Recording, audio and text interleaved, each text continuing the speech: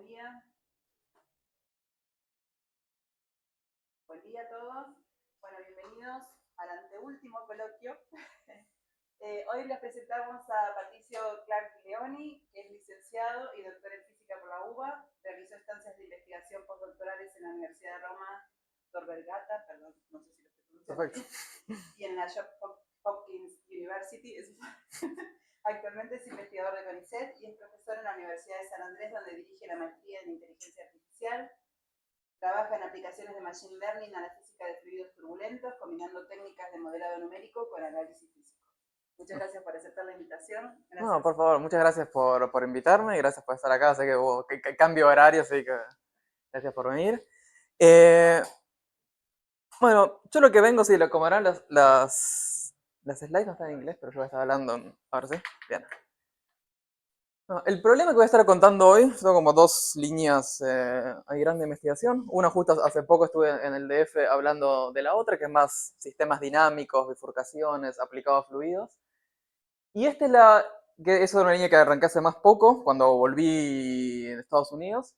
Y esta es una línea que arranqué en los postdocs, que la idea es básicamente distintos tipos de problemas, ya sea problemas inversos, problemas de reconstrucción. La pregunta grande es decir, nosotros en los fluidos, ya sea en aplicaciones atmosféricas o ingenieriles, cuando estamos midiendo, interactuando con un fluido, observándolo, las mediciones que hacemos suelen ser parciales por la propia naturaleza de la simulación. Tal vez medimos una componente de un campo y no la otra, medimos solamente en ciertas escalas, medimos de cierta forma que nunca nos da el estado completo del sistema. Entonces la idea es, la pregunta en general es cómo reconstruir el estado de un sistema, o dentro de la métrica que eso nos interesa, dado que tenemos mediciones y tenemos y conocemos el flujo que estamos. Entonces voy a estar hablando de Machine Learning y cosas cerca de la ciencia de datos, pero todo va a estar siempre desde la física. Okay, tenemos ecuaciones detrás, básicamente Navier-Stokes. Y un poco también me interesaba traer el problema acá, sabiendo que hay mucha gente que trabaja con observaciones acá, entonces a veces pueden siempre, tal vez puede salir algo, una posibilidad de aplicar técnicas o no, o espero menos que resulte interesante. Entonces, voy a estar contando de tres problemas, y creo a medida que les vaya contando voy a ver un poco también lo que estaba explicando recién de qué es lo que estoy haciendo, que va a quedar más claro, empezando con el primero. El primero es, vamos a estar reconstruyendo campos de presión a partir de mediciones, usando redes neuronales.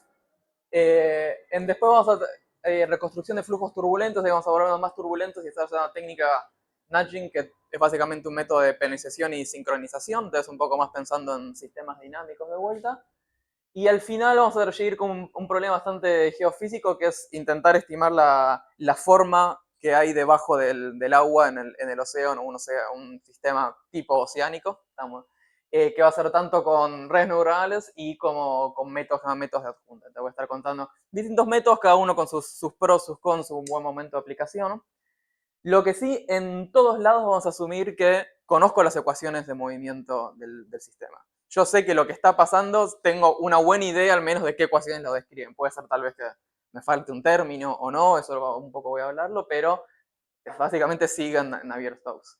Al ser eso, los casos van a ser en general no lineales y multiescala. La idea de tal vez medimos la estructura más grande del problema, pero después nos falta información de estructuras más chicas, es una cosa que nos va a interesar. Y en la mayoría de lo que va mostrando va a ser experimentos sintéticos. O sea, hicimos simulaciones y probamos el método en simulaciones. En algunos casos tenemos, aplicamos también a data experimental. En el último caso, de hecho, ahora justamente con ISET mediante, vamos a arrancar un estudiante de doctorado, va a estar haciendo experimentos para pasar de las simulaciones a experimentos y probarlo ahí antes de saltar al océano. Pero en general tenemos algo con que contrastar. A mí lo que me interesa es poder ver si las técnicas funcionan o no antes de mandarse al experimento, a usar data experimental donde no sabes que no podés contrastar con algo. Y eso, ya me lo olvidé, pero sigamos. Bien, el primer problema, y que sirve como bastante ejemplificador de todo lo que estamos haciendo, es reconstruir campos de presiones a través de mediciones de velocidad. Entonces, el problema viene que están en el laboratorio, están viendo un flujo de un Z experimental donde tiene un montón de partículas trazadoras en el flujo. Entonces tienen partículas y las siguen con cámaras y generan data que tiene este tipo. Cada una de estas líneas acá, que se ve como todo este menjunje de cosas, son la trayectoria de una partícula que van siguiendo. Entonces es Particle Tracking Velocimetry. Entonces podemos tener una buena idea del campo de velocidad siguiendo esas partículas. Hay un montón de... La parte, cómo llega a pasar de la medición a esto es bastante interesante, pero yo un poco asumo que ya esto lo tenemos dado. Lo que tiene este campo es que tiene dos cosas. Una, no está en una grilla, no está en una grilla, ese dato de velocidad está no estructurado y a veces puede ser complicado, queremos calcular cosas a partir de ese campo. Y aparte de calcular cosas sabiendo que, recordad que este campo es un campo, si estamos, entonces es agua o aire, este campo es incompresible, entonces cualquier proyección que hagamos de este campo tiene que tener divergencia cero, tiene que ser más o menos suave. Pero más importante, más allá de la velocidad que última está, es, bueno, cómo calculamos la presión a través de esto, que es lo que los experimentales, esta era una parte del departamento de ingeniería, querían calcular la presión arriba de una placa y bueno, entonces, cómo tenían una técnica para sacar la presión a partir de esto y dijimos, bueno, probemos otra a ver cómo funciona, si funciona mejor o no. Entonces, esta data que vamos a ver es data que evoluciona del tiempo, siempre voy a estar mostrando fotos, pero son básicamente videos, lo que estamos interpolando. Y hicimos primero pruebas numéricas usando, antes teníamos data de flujo en un canal y bueno, hagamos primero este experimento sintético y después pasamos al experimento con data experimental. Y la técnica es para resolver esto, la técnica que voy a estar usando y que usé estos años en varios problemas porque la verdad es una linda y bastante flexible técnica, aparte tiene un nombre medio marketinero, es Physics Informed Neural Networks. La idea detrás de esos pins en general es, yo tengo unos campos que quiero describir, en este caso son los campos de velocidad y de presión. Entonces, lo que hago es aproximo esto, interpolo, describo estos campos con una red neuronal. Entonces, mi red neuronal lo que tiene, toma como inputs las coordenadas, entonces, el X, dónde estoy en el espacio y dónde estoy en el tiempo, como decía esto, son todas evoluciones del flujo, y lo que me devuelve son los campos. Esto es un poco distinto generalmente cuando uno está pensando en redes neuronales, como, yo no sé, tomo la medición y me da el campo, entonces como que acá tal vez tendría una medición parcial, una foto, algo, y acá te da el resto. Eso se puede hacer, lo hemos probado también en distintos flujos, pero acá es más bien como, esto de verdad es una interpolación, podría haber usado otra base, en particular estoy usando como base para describir a mi UIP, es una red neuronal. Como una red neuronal aparte ajusta muy bien cualquier función, es parte de su gracia, uso esto. ¿Y cuál es la gracia de usar una red neuronal acá? Es que tengo un montón de herramientas para las cuales entrenar, interpolar un montón de software para hacerlo, porque lo que decía, el problema que describí es que yo lo que tengo es data de esa velocidad, estas trayectorias de partículas medidas. Entonces, yo si quiero saber el campo de velocidad, podría solamente decir, bueno, ajusto este U tal que el U de la red, la velocidad de la red es igual a la velocidad medida, y es una interpolación en un sentido de cuadrados mínimos no lineales, nada muy raro. Pero acá decir, bueno, puedo decir, este campo, además de estar siguiendo la data, ajustarse a lo que es toda la trayectoria que estoy viendo, tiene también que seguir la ecuación de Navier-Stokes, porque yo decía, es un fluido incompresible, entonces tiene que seguir la ecuación de Navier-Stokes, una condición de incompresibilidad. Entonces le voy a pedir a esa interpolación que además de estar cerca de los datos que estoy midiendo, o sea, cerca de estas trayectorias, que minimice el residual de esta ecuación.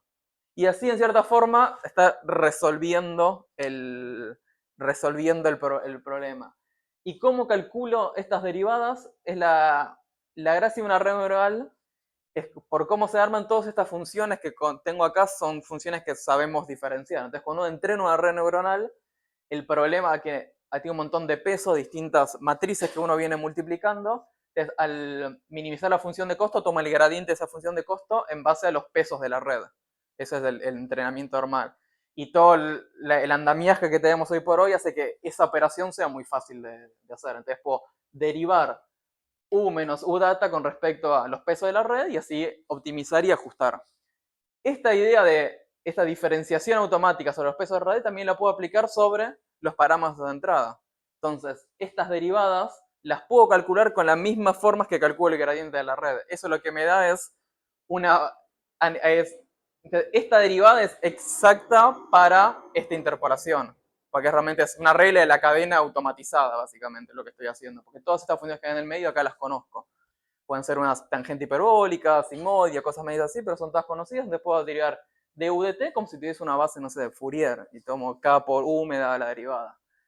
Y así puedo armarme residual y minimizar eso para reconstruir, para resolver mi problema. Esta idea yo ahora la voy a estar usando para problemas inversos, justamente porque es bastante linda. Bueno, yo tengo algunos datos, tengo alguna mezcla y puedo hacerlo. Porque el primer trabajo que hicimos esto, fue bueno porque cuando estaba en Estados Unidos, el proyecto lo financiaba DARPA, que es una agencia bastante particular.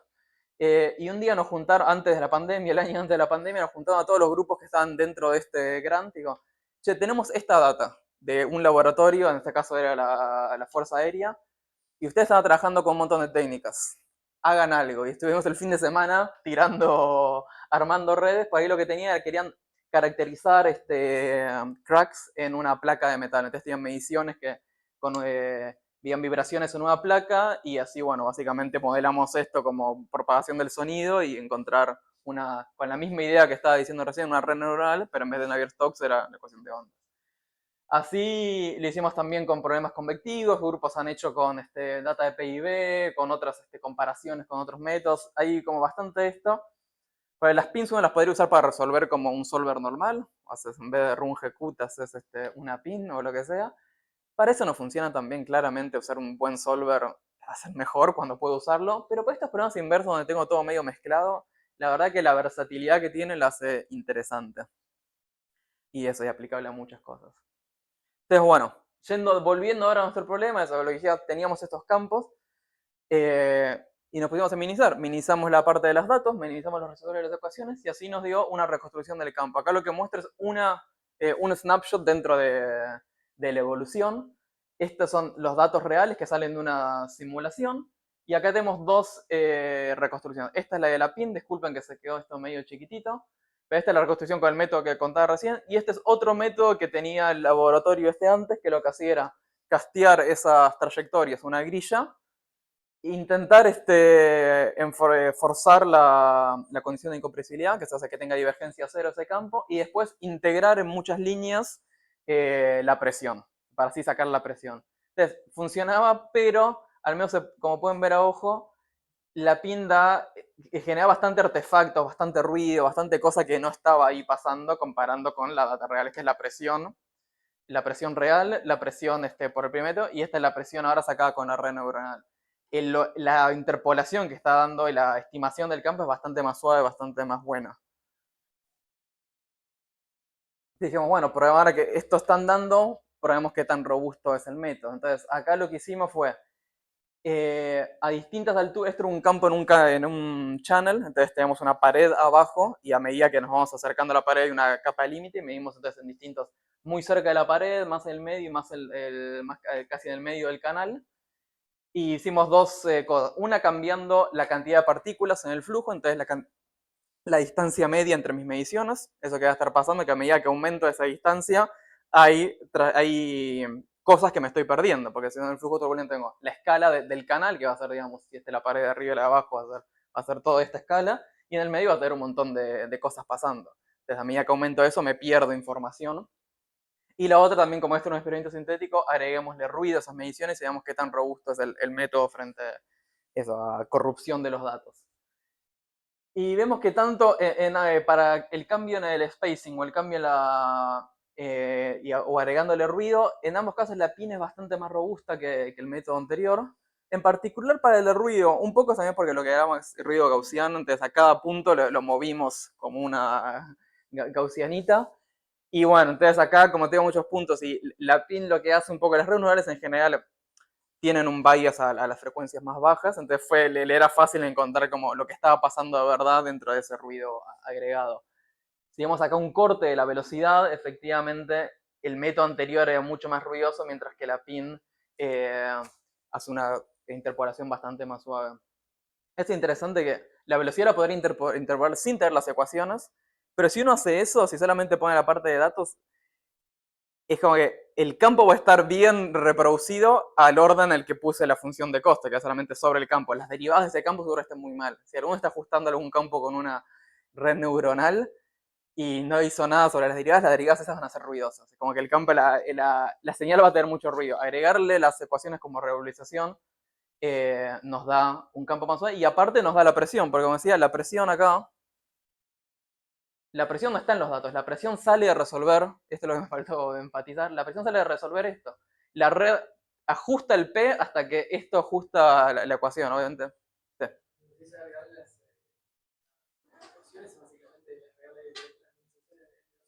Sí, sí, sí. Acá antes lo que minimizamos es esta parte y esta es la parte de los datos y la parte de la física. ¿Sí?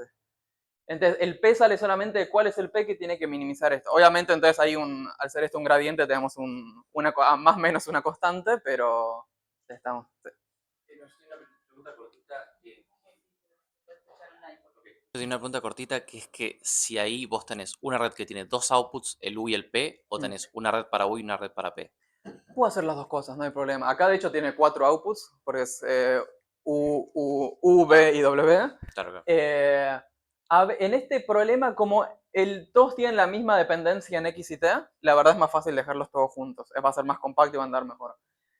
A veces, por ejemplo, ¿qué pasa si yo quiero ajustar un campo que yo eché? Este campo no depende, un término extra que no depende del tiempo. Les quiero matarle esta cosa y ahí me conviene tener una red que venga aparte y acoplarla solamente a través de la función de costo. Entonces, por ejemplo, en el problema que hablaba de la placa, acá la ecuación o sea, el campo de perturbaciones sí dependía de X y T, pero la forma de la placa, la forma la dependencia de la velocidad del sonido no dependía del tiempo, solamente del espacio. Entonces eso era una red aparte. Pero ahí medio que puedes hacer lo que tengas ganas. Es lo malo y lo bueno de esto de redes neurales. Es muy flexible, hace también esa flexibilidad después terminas como... El código lo armás en una hora. Después estás entrenando y ajustando parámetros un rato bastante más largo, pero hay que saber con qué uno está lidiando. Si les parece, dejamos las preguntas para el final, así no interrumpimos, Ah. porque yo sin el micrófono no se escucha. Ok, dale. Y bueno, como decía antes, una vez que nos convencimos que el método funcionaba bien para datos sintéticos, lo aplicamos en datos, en datos experimentales, porque es lo que al laboratorio, justamente nosotros éramos como el grupo numérico y vinieron los experimentales y dijeron, che, queremos poder medir esto, que el flujo que tenía acá era un canal que subí, tenía una escalón y acá se formaban cosas detrás y lo querían medir y bueno, hicimos se analizó eso y dando resultados de los que parecen más lindos que resultados para el otro método. Obviamente al no haber nada con qué comparar es un poco chequeemos las cosas que podemos chequear y el expertise del ojo que lo ve.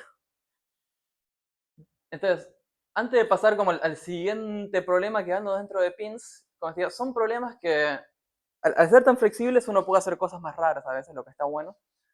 Entonces, esto pasó justo cuando volví, entonces venía trabajando en esto, estaba antes reunido un día ahí en el pabellón 1, y había un estudiante de doctorado que había estado una estancia afuera y ha vuelto con medición, un problema que mediciones en un túnel de viento. Con un túnel de viento que tenía una cosa medio rara, que era una grilla activa. Entonces el viento pasa y en vez de tener como solamente una reja para generar turbulencia detrás, acá lo que es una grilla activa, entonces como que está como alerones que se van moviendo y eso genera turbulencia dentro de este flujo de viento que va pasando. Y estaban midiendo eso, y el problema es que esto se sabe que mete estadística media rara, es como un forzado externo bastante extraño y mete estadística rara en el flujo. Y entonces hay un montón de debate en la comunidad sobre si lo que se ve acá es algo que tiene relevancia para, digamos, flujos normales o no, o es algo muy particular de esto, de cómo se prepara este experimento.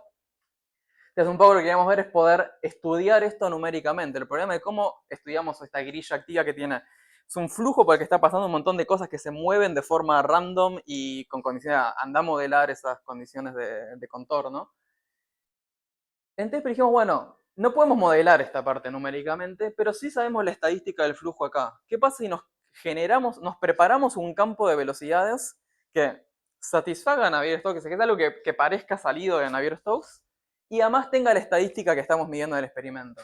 En este caso era que tenga como los momentos 2 y 3 de la distribución un poco distintos. Especialmente la kurtosis estaba como ahí más arriba que lo que suele estar en un flujo normal. Entonces queríamos meter una condición estadística sobre un campo. Porque si hacemos eso, después podemos meter ese campo en una simulación y estudiarlo. Entonces, necesitamos una forma de asimilar los datos medidos en un campo que tenemos. Y esa palabra asimilar la digo ahí porque este problema de yo tengo alguna medición y quiero que mi campo, mi estimación del estado cumpla esto, es el problema de cada vez que uno abra del pronóstico numérico.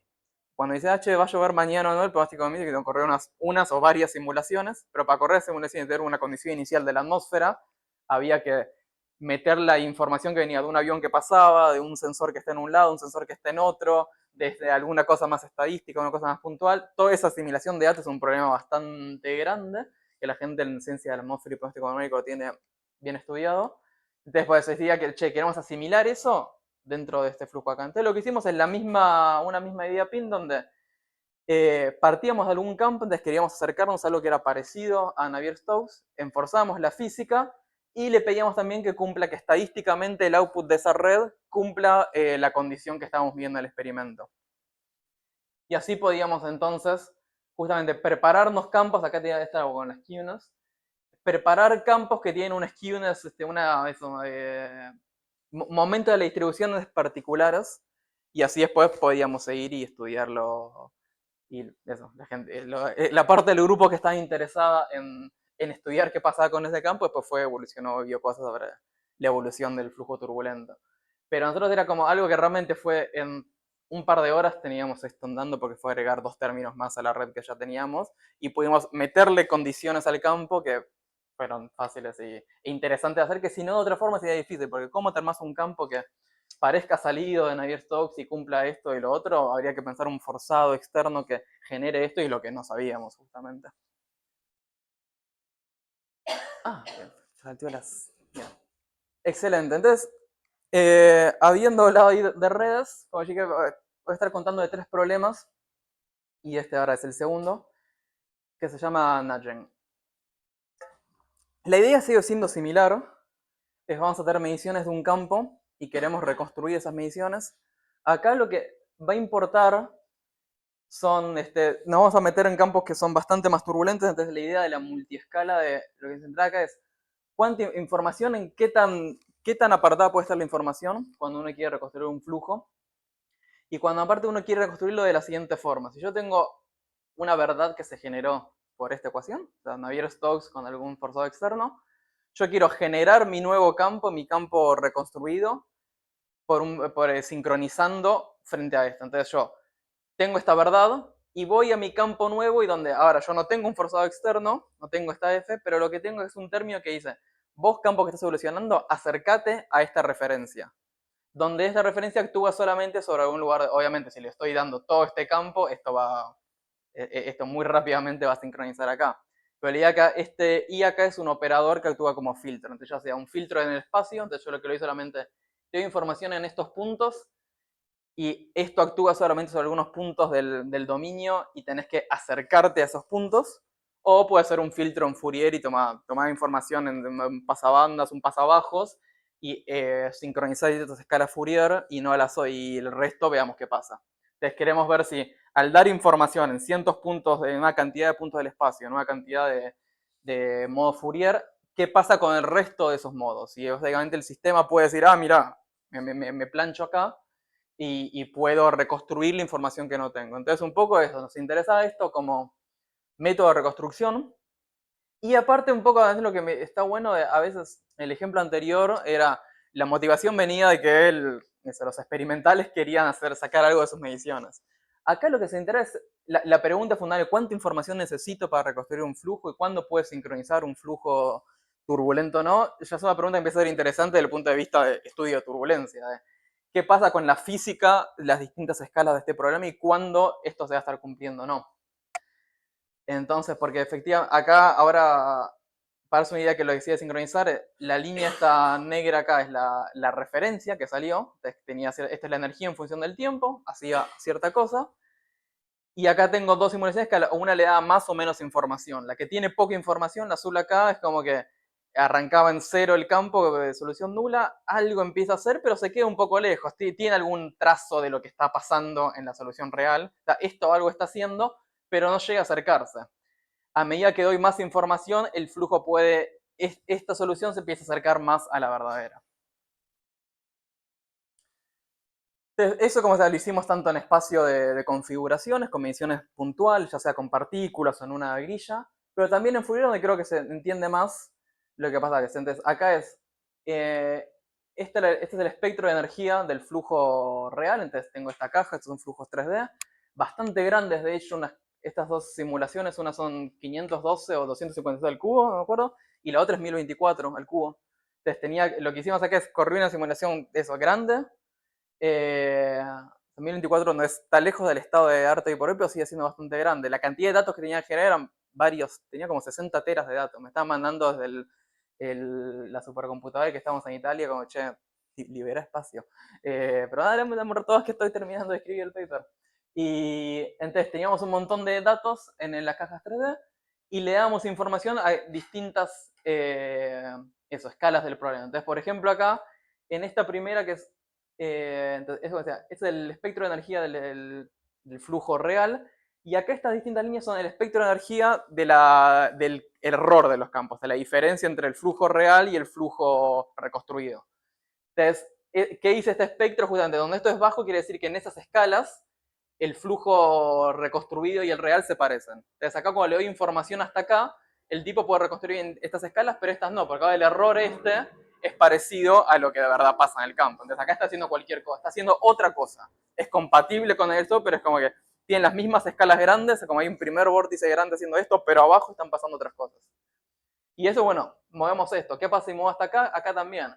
Hay mucha información acá que está bien reconstruida porque esto está sincronizando, pero acá de vuelta no sincroniza. Ok. Acá de vuelta, acá sigo y sigue sin andar. Tengo que llegar casi hasta el final del espectro para que las escalas que están abajo, el sistema diga listo. Ahora, vos me diste tanta información que yo el resto ya sé qué hacer. Y acá es lo interesante que no introduje muchos términos de teoría de turbulencia acá, pero para el que conozco un poco más, esto es más bajo que la escala de Kolmogorov. O sea, el flujo tiene escalas independientes más chicas. Y esto está entonces, esta es la transferencia de energía no lineal, la línea azul, y la línea puntilla es de la transferencia de disipación. O sea, el flujo de disipación está integrado acá. Esta, entonces, la escala de Kolmogorov, la escala más chica del sistema, está cuando la disipación ya gobierna, que sería por acá.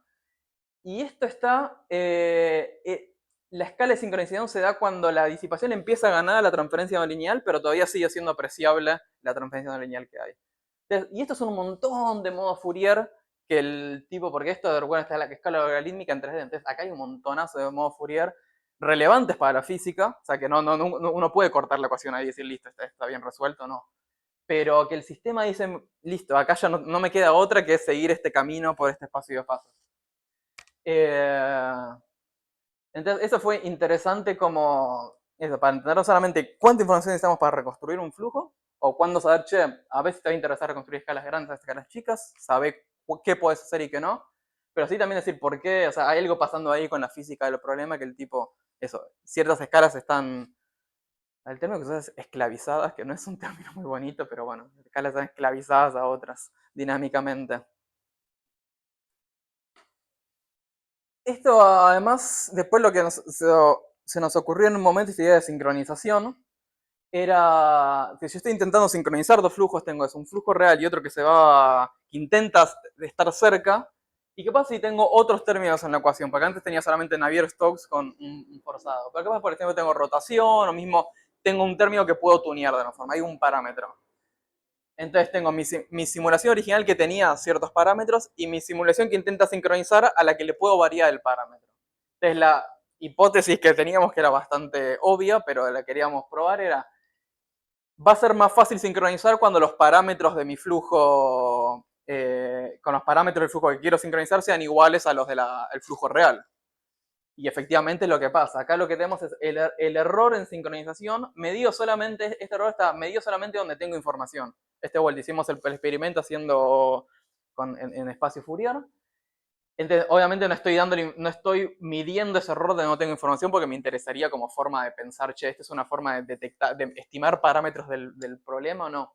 Te lo hicimos solamente cuando teníamos información y cambiábamos y vimos que el error en esas escalas es considerablemente más bajo cuando tengo los parámetros alineados. Esto lo probamos para rotación, o sea, agregándole Coriolis al problema. Lo probamos con un forzado externo y también lo probamos con lo que se llama modelo de subgrilla. Entonces agarramos un modelo de Smagorinsky y el error de sincronización de Smagorinsky, o sea, un Elías, disculpe eso, no lo cuento mucho, pero el que sabe que es está bueno.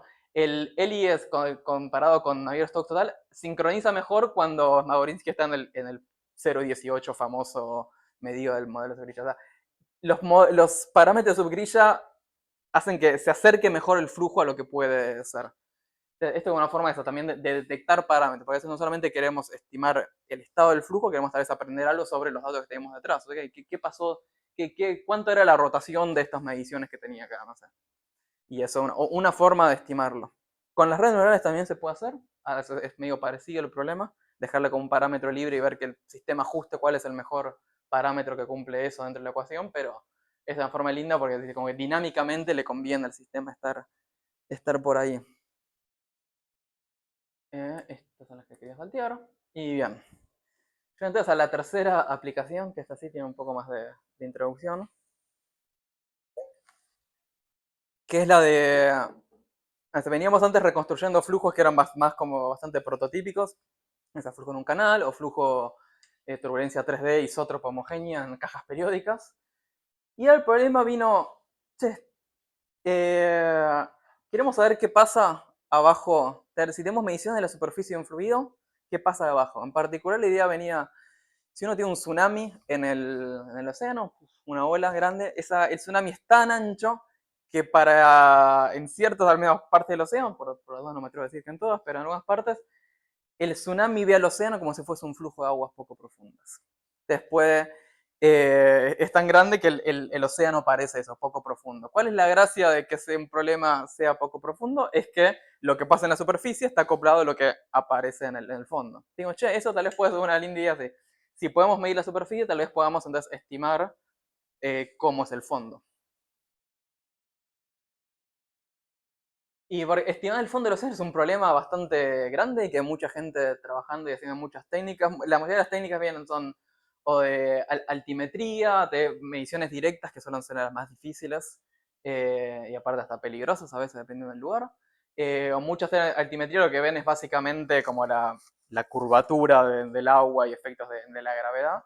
Y dijimos, che, veamos si podemos armar una nueva técnica pensada en eso, para lugares donde tenemos flujos que cumplen aproximación de aguas poco profundas y veamos si eso sirve.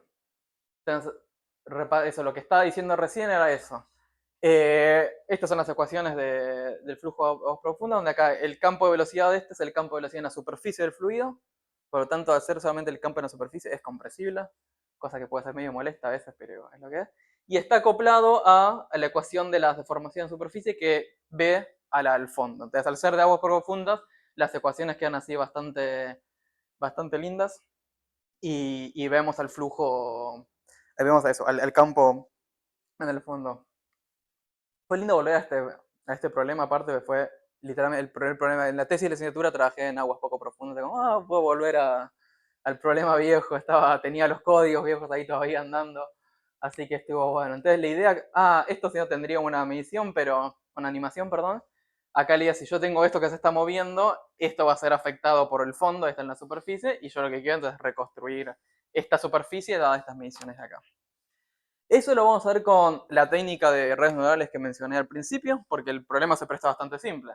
Tengo mediciones acá de h, tengo estas ecuaciones, y quiero entonces dejarle al campo acá que adivine cuánto vale u y cuánto vale h, dado que tiene que minimizar eso, las mediciones y minimizar el residuo de la ecuación. Lo que está diciendo era esto de acá. Dadas mediciones de superficie en algunos puntos, lo que quiero minimizar es mis mediciones más las ecuaciones de movimiento del problema. Entonces, acá lo que tiene el gran como caveat de este primer experimento, que ahora está, de hecho, estamos contestando los referís ahora de esto, es que generamos datos, el modelo con el que generamos datos y el modelo con el que reconstruimos los datos es exactamente el mismo. Excepto podemos jugar y agregarle ruido, pero hoy por hoy es el mismo. En los otros problemas eso no era tan grave porque un poco nos interesaba ver eso, o sabemos que era un buen modelo, el flujo del canal, NairStocks anda bastante bien. Acá sabemos que si uno va mismo ya a un experimento o observaciones, puede ser que haya algunos términos que uno se está comiendo o algunas cosas que no se están cumpliendo tal vez también.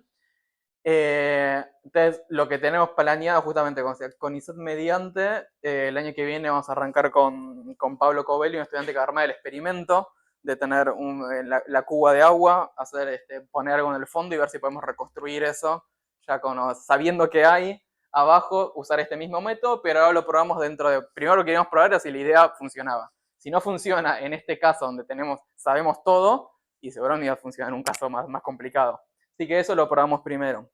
Y aparte a mí me interesaba también porque venía con estas redes neurales y sí, son lindas, son buenas, pero a veces son difíciles de tunear, pueden tardar, no son problemas grandes a nivel redes neurales, pero igual es como que no son muy eficientes. Es como que todo lo que ganas en versatilidad lo perdés en eficiencia numérica. Eso no. Digamos, probemos otros métodos que aparte tenía ganas de aprender también, sentarme a aprender un nuevo método. Y lo que hicimos, fuimos por este método método del estado adjunto, que es decir, justamente minimizar el problema de tener las mediciones y agregarle dos multiplicadores de Lagrange al problema que son que sean satisfacer a las ecuaciones de movimiento. Entonces ahora, como multiplicador de Lagrange, lo que tengo no es un parámetro, es un campo entero. Entonces el estado adjunto de la velocidad y el estado adjunto del campo de formaciones son mis multiplicadores de Lagrange a nivel campo. Entonces con este lagrangiano puedo entonces salir a minimizar, lo que me interesa es minimizarlo con respecto al campo del fondo. Y puedo entonces, si agarro esto y calculo la condición de optimalidad tomando la derivada del campo del fondo, lo que me da es que el J de Weber cómo cambia las derivadas el gradiente de las mediciones con respecto al fondo va a ser igual a este producto del campo de velocidad por la evolución del estado adjunto, por algo que depende del estado adjunto del campo de velocidad. Entonces lo que tengo que hacer para poder encontrar el gradiente que me interesa, que es cómo cambian, qué tan sensibles son las mediciones a mi campo del fondo, o también esto lo puedo extender a velocidad también, pero se entiende más para el campo del fondo, lo que tengo que hacer es calcular el estado adjunto. Pero lo bueno es que justamente al poner ese lagrangiano, las ecuaciones del estado adjunto salen de pedir optimalidad del campo con respecto al campo de velocidades. Entonces agarro esto de acá, hago un par de integración por partes y puedo entonces sacarme el u para acá afuera y dejar el u daga ahí adentro. Derivo y llego a ecuaciones para la evolución del estado adjunto. Entonces, el estado adjunto es el que enfuerza la condición del campo de los campos U y H satisfaciendo las ecuaciones de movimiento de aguas poco profundas. Entonces, estas ecuaciones lo que tienen de línea son ecuaciones para la evolución de las perturbaciones adjuntas y el campo de velocidad adjunto, está derivada respecto a t. Y las ecuaciones tienen varias particularidades. Una es que esta evolución con respecto a t de verdad es en tiempo negativo. Va desde, si yo tengo mediciones dadas de 0 a t grande, esta ecuación va de t grande a 0. Como que va para atrás en el tiempo esta ecuación. Es lineal en el campo adjunto y tiene como forzado la diferencia, los errores en las mediciones. Como que mientras más lejos estén el campo estimado del campo medido, esta ecuación de la junta tiene un forzado más grande. Es como que intenta justamente llevar al campo a donde tiene que ir. Entonces la forma de resolver el problema con este método es la siguiente. Yo resuelvo las ecuaciones primero con alguna ansatz inicial para el fondo. Entonces generalmente pongo fondo plano y tengo mediciones arriba y una condición inicial que claramente esto no va a tener la misma evolución que lo que yo medí, porque si pongo fondo plano y pongo algo, esto no va a estar no va a estar viendo cosas que están abajo. Pero eso lo evoluciona en el tiempo. Entonces voy acá y tengo entonces una estimación de mi H y estimación del U, que difiere mucho de lo medido. Pero ahora que tengo estos términos forzados, puedo evolucionar las ecuaciones de la adjunta yendo para atrás y evoluciona esa junta y es como que ve cuánto error he acumulado y con esa estimación de la junta puedo ahora aplicar el gradiente que tenía antes, que era eso, el gradiente, esto de acá, el gradiente que quiero estimar viene de calcular este término. Para que tengo U y tengo H daga, puedo hacerlo. Y eso después lo metíamos en un optimizador LBFGS normal. Y esto lo vamos haciendo varias veces. Es como que tengo un campo, me fijo cuánta es la diferencia entre el real y el estimado, estimo el gradiente con el estado adjunto y después cambio mi campo, del fondo y así sigo haciéndolo hasta llegar a... Entonces, esto arrancó en cero el campo adjunto y a medida la línea llena es el real y a medida en cada iteración del método esto se va acercando cada vez más al estado real. Entonces, el método este es la versión, digamos, un poco como clásica, o sea, no red neuronal de lo que mismo que estamos haciendo con la PIN. Tengo mediciones y quiero tener una interpolación de ese campo que satisfaga ciertas ecuaciones de movimiento. Entonces, lo bueno es que una vez que tengo esto, puedo usar el solver que tenga ganas. Esto corre mucho más rápido que Pins porque está haciendo esto, se aparece el espectral en una dimensión, son 5 líneas de Python y tenía andando ni siquiera hay que hacer nada muy raro porque es hacer FPT en una dimensión nomás. Comparado con red neuronal, que tengo que entrar en la red neuronal y ahí ya y tarda considerablemente más. Pero el caveat de eso es que tengo que tener un solver para resolver esto. Tengo que hacer el solver para la ecuación forward y el solver para la ecuación adjunta. Entonces, si podés hacer eso, el método va a ser muy eficiente. Si no podés hacerlo, vamos a tener que tener la red que va a costar un poco más. Lo interesante es que los resultados después igual se parecen bastante. Acá tenemos dos casos de reconstrucción, uno donde dimos un montón de puntos de información y acá tenemos digamos que el adjunta reconstruye hasta las cosas más chiquitas del flujo, mientras que la PIN reconstruye bastante bien, pero tal vez se pierda alguna evolución, justamente cosas muy chiquititas que le cuesta converger. Y eso cuando tenemos un montón de información. Cuando tenemos menos información ya empieza a haber más errores en ambas estimaciones, pero siguen igual con mediciones más o menos esparsas. Esto es el campo del fondo. Como que llega... Estas mediciones siguen siendo del orden de la estructura característica que estoy viendo, entonces ambos métodos la siguen captando. Este lo paso. También podemos reconstruir el campo de velocidades, o sea, porque tenemos información solamente de H y queremos solamente HB, también queremos U. Y acá me interesa el error en funciones, o lo que decía, el método adjunto escala bastante mejor acá con el espacio entre mediciones que la PIN. Entonces, la PIN es más fácil de armar, pero cuesta más entrenarla y después es un poco menos robusta que el otro método, pero al mismo tiempo el otro método hay mucha más información metida. Al meterle un solver, condición de contorno, uno está metiendo otras constraints en el problema también. Así que eso, esperemos que el experimento dé lindo, ¿sí? Porque si el experimento va bien, después pasaremos a observaciones. Así que eso fue todo. Espero que les haya interesado. Los métodos inversos hay varias aplicaciones y buenas y esas pueden servir para no solamente estimar algo, sino también para entender cosas de la física del problema. Muchas gracias. Muchas gracias, Patricio.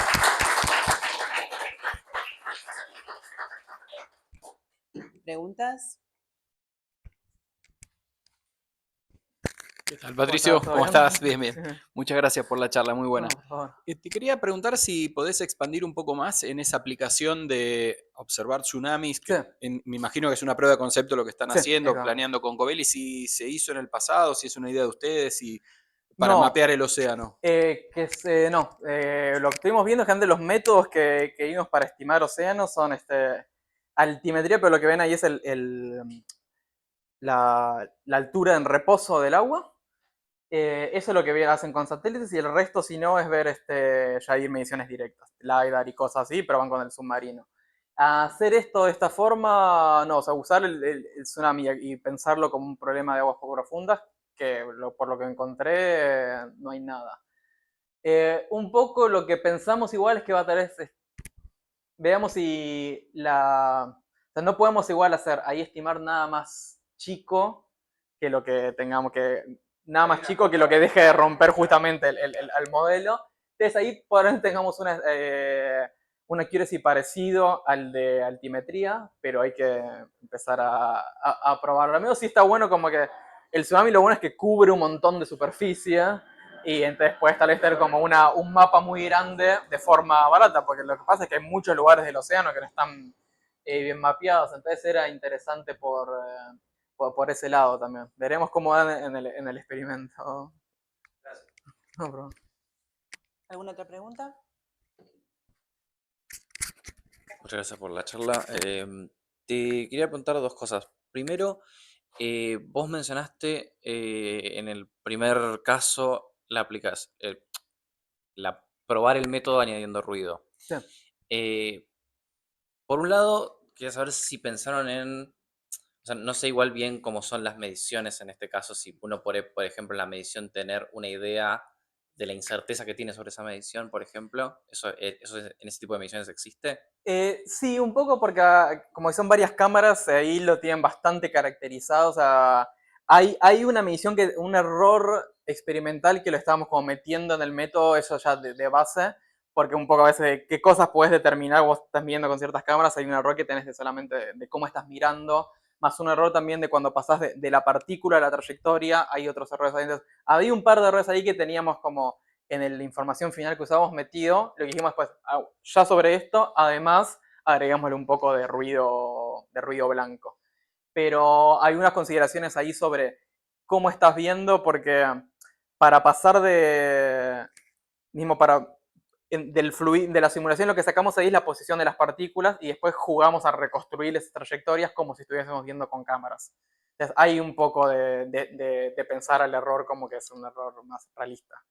Claro, pero justamente eso, o sea, si tenés una cuantificación de ese error, entonces, ¿eso lo metes en el método, o sea, explícitamente, o no? Ah, Ahí no, iba. no. Acá en eso dijimos, che, esto es lo que medimos. Y, Ok, y un poco, o sea, depende cómo estén distribuidos esos errores, puede ser problemático, ¿no? Si es claro, justamente, si es medio blanco el error, no le va a ser más o menos fácil encontrar métodos. Si tiene un bias, ahí sería un problema grande, pero eso, básicamente cualquier método por este lado siempre, si tenés ruido sesgado, se empiezan a caer muchas, justamente todos los métodos para asimilar datos con pronóstico, casi todos, si sacás gaussianidad, el método se cae, es un poquito.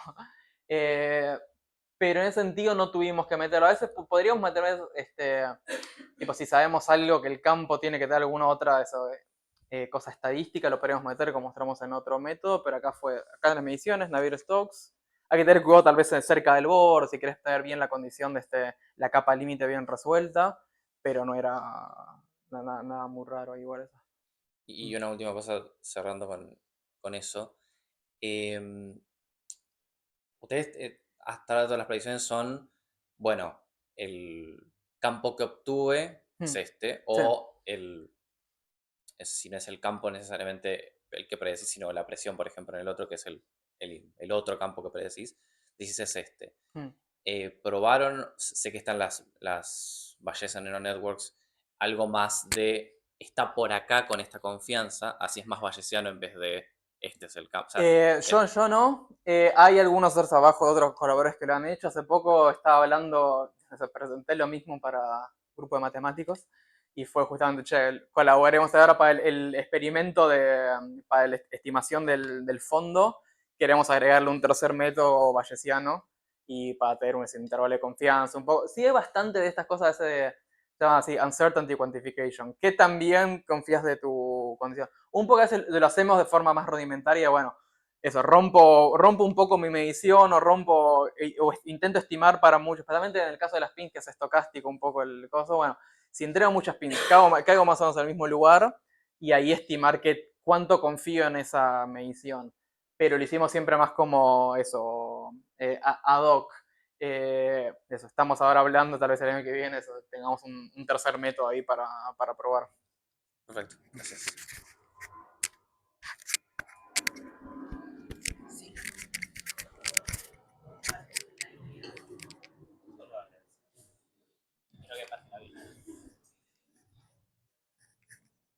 Bueno, gracias por la charla. Mi pregunta es sobre la arquitectura Sí. de las pins. ¿Son fully connected? Sí. Porque lo único que te interesa son los Exactamente, gradientes. MLP, la Fully Connected, nada.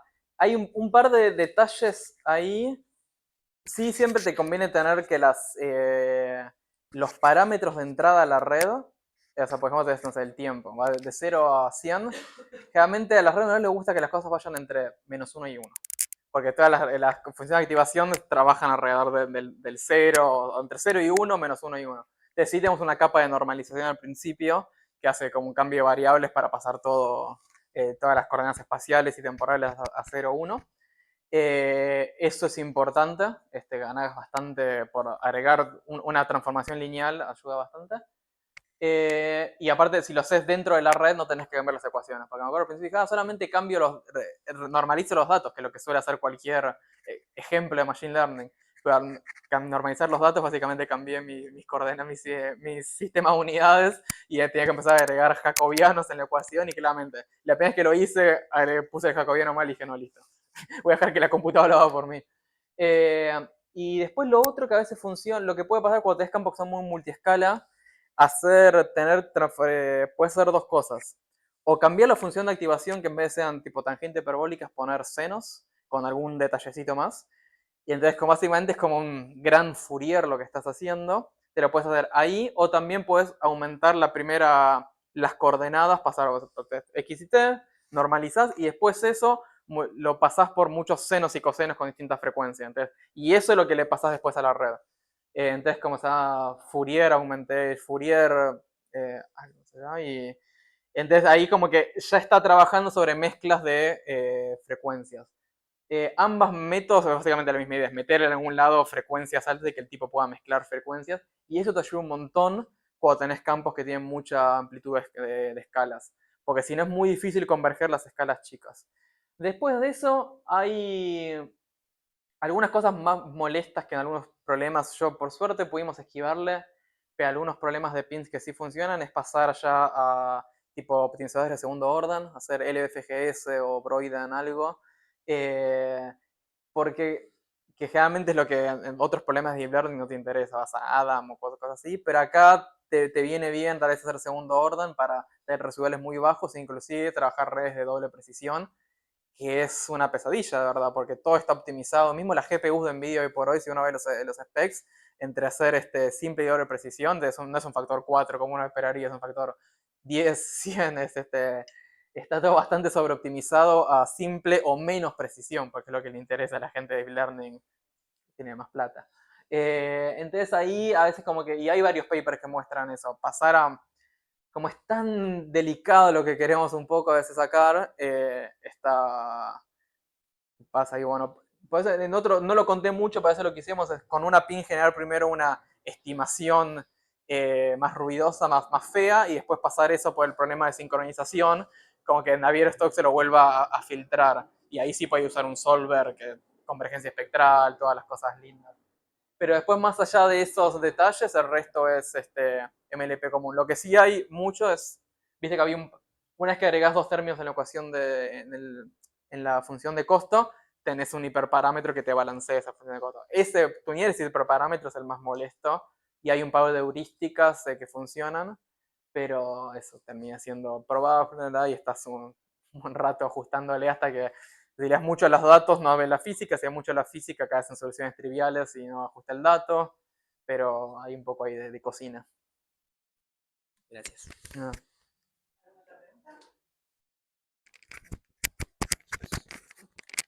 Bueno, muy buena la charla. Te iba a consultar sobre el método 2, crea Nachin. Sí. En un momento vos predecís como la energía en función del tiempo, ¿no? En función de los datos que tenés. Sí. Creo que era energía. Y vi como, ahí está. Y habías mostrado, ¿no? Como que en función de la cantidad de datos que vos tenés, te aproximás mejor a la curva real. Sí. Sin embargo, hay una buena correlación, ¿no? Entre la curva Sí. con pocos datos y la que tiene todos los datos. Probaron quizás como, por lo menos para esto observable, es como que hay una muestra de que a menos de un factor de escala tenés una buena sí, predicción igual es y podés predecir ese factor. No sé si me explico. Como llevarlo más a menos datos todavía, como que con menos datos llegás a tener... Sí, pero es como un poco obvio dado la física del flujo turbulento, en el sentido que la energía, este es el espectro de energías del problema. La energía, generalmente, la energía total está bien aproximada por este punto. porque esto es escala logarítmica. Entonces, todas estas escalas tienen varios órdenes menos de energía, son súper importantes físicamente, pero a nivel de energía total, la tenés todo acá. Es la escala que contiene la energía. Entonces, si vos ajustás bien estas escalas, porque es la información que le diste, a la energía más o menos le vas a estar pegando, porque está justamente viendo el vórtice más grande, que es el que tiene más energía. La escala más grande es la que contiene energía. Lo que te perdés, bueno, lo que tengo acá, esto son correlaciones también de la vorticidad. Lo que te perdés si no tenés esto es todo lo que pasa en la vorticidad, todo lo que pasa con los remolinos chicos. Claro. Pero la energía, eso no era sorprendente, porque lo que tiene energía en el flujo turbulento es la estructura más grande. Ah, perfecto. Perfecto. Gracias. Y no sé si querés decir los agradecimientos. Sí. Damián Gulich agradece. Muy buena charla. Muchas gracias. Bueno, agradecemos de nuevo a Patricio. Excelente charla. Muchas gracias. Bueno, y ahora café.